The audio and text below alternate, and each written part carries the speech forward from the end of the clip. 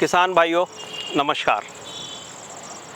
मैं भारतीय सोयाबीन अनुसंधान संस्थान से डॉक्टर ज्ञानेश कुमार सातपुते, प्रधान वैज्ञानिक, आपको कुछ नई जानकारी देने के लिए यहाँ पर उपस्थित हूँ। और मैं यहाँ पे जानकारी ये देना चाहूँगा कि मध्य प्रदेश सरकार ने इस वर्ष ही एक सोयाबीन की नई किस्म NRC 136 इसकी अनुशंसा मध्य प्रदेश क्षेत्र के लिए की है। इसका जो कॉन्फिडेंस है वो इस बात से है कि ये सन 2021 में जो भारत के पूर्वी क्षेत्र हैं, पूर्वी राज्य हैं, उनके लिए ये किस्म पहले से ही अनुशंसित, अनुमोदित हो चुकी है। और इसमें विशेषता ये है कि ये एक भारत की प्रथम सूखा प्रतिरोधी किस्म है। सामान्य फसल चक्र के दौरान अगर सामान्य वर्षा की स्थिति भी है तो फलियों में बीज या दाना भरने की स्थिति में अगर 20 से 25 दिन का सूखे की स्थिति बनती है तो वो सोयाबीन के फसल के लिए अत्यधिक घातक होती है। और इसका संबंध सीधे उपज से है कि इसमें 40 से 50%, 80% तक की उपज में नुकसान होता है।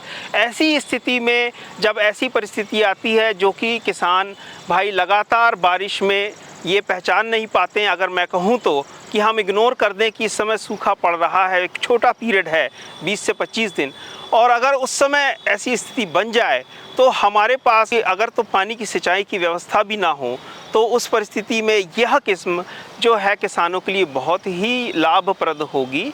और इसमें बारे में बताऊंगा, हमारे परीक्षणों में इसमें एक J9752 जिसमें कि कुछ लक्षण था सूखे का, तो उसके ऊपर सूखे की परिस्थिति में इसमें लगभग 30% तक की उत्पादन में इसमें लाभ प्राप्त हुआ है।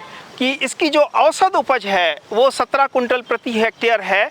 और अगर अधिकतम उपज की बात की जाए तो सीहोर के क्षेत्र में ये लगभग इसमें 27 कुंटल प्रति हेक्टेयर भी इसमें उपज हमको प्राप्त हुई है।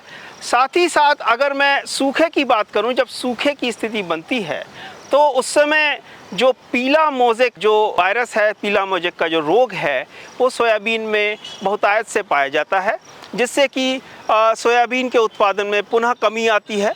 तो इसमें सूखे के प्रति प्रतिरोधिता जो मैं बार बार कह रहा हूँ वो है ही, साथ ही सूखे के मौसम में जो पीला मोज़ेक वायरस आता है उसके प्रति भी इसमें मध्यम प्रतिरोधिता है। सोयाबीन में जो इल्लियों की समस्या है, जो तंबाकू की इल्ली जिसको हम कहते हैं, जो पत्तियों वाली इल्ली पत्ती खा के नुकसान पहुँचाती है, वो काफ़ी ज़्यादा अगर हम किसी भी उसका प्रयोग ना करें, केमिकल्स का, स्प्रे का, तो ऐसे स्थिति में इसमें इन इल्लियों के प्रति भी मध्यम प्रतिरोधिता क्षमता है।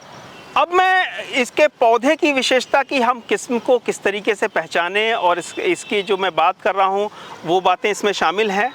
तो जैसा आप देख पा रहे हैं पौधे की लंबाई काफ़ी अच्छी है, इसमें लगभग 77 सेंटीमीटर इसकी जो ऊंचाई है।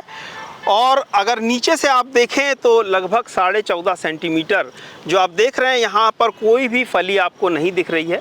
और इस तरीके से मशीन से हार्वेस्टिंग के लिए भी ये एक उपयुक्त किस्म है। आगे मैं बात करूं तो इसकी पत्तियां अगर आप देखें तो ये पत्तियां हरे रंग की हैं, चिकनी हैं, और साथ ही साथ इसकी जो नुकीली और अंडाकार पत्तियां हैं। और आगे बात करूं तो इसकी फलियों में अगर आप देखें तो ये फलियां जो हैं ये धूसर रंग की होती हैं। और साथ ही इसमें दाने का भराव है वो लगभग 2 से 3 दाने इसमें इसके फलियों में पाए जाते हैं। दाने का रंग पीला है और दाना जो है छोटे आकार का है। इसके 100 दाने का वज़न 9 ग्राम के लगभग है, तो ये बहुत ज़्यादा छोटा भी नहीं है। और साथ ही साथ जो फलियां हैं, एक पौधे में औसतन फलियां लगभग 65 फलियां आती है, जिसकी वजह से जो उत्पादन क्षमता मैंने बताई है ये किस्म जो है इस उत्पादन क्षमता को अचीव कर पाती है।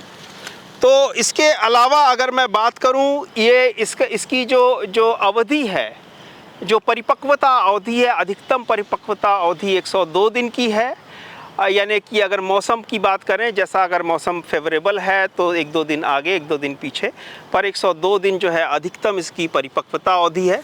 और आप देख पा रहे हैं कि इसके अंतिम सिरे तक इसमें जो है फलियां हैं और जिसका मतलब ये है कि ये अर्ध सीमित इसके पौधे की वृद्धि होती है, जिसमें अंत तक फूल आते हैं और फलियों में बदलते रहते हैं, जिससे अगर थोड़ा बहुत नुकसान होता है तो ये फलियां जो हैं इस उपज को परिपूर्ण कर लेती हैं। साथ ही में इसको पहचानने के लिए इसके फूल का रंग सफ़ेद है। इसकी जड़ की बात करूं मैं तो इसकी जड़ें जो है काफ़ी गहराई तक जाती हैं, जो कि लगभग हमने जो इसके अध्ययन किया है पाइप वगैरह में, तो उसमें 150 सेंटीमीटर तक इसकी जड़ें जाती है, जो कि सूखे की परिस्थिति में इसको मदद करती है नीचे से गहराई से पानी को शोषित करने।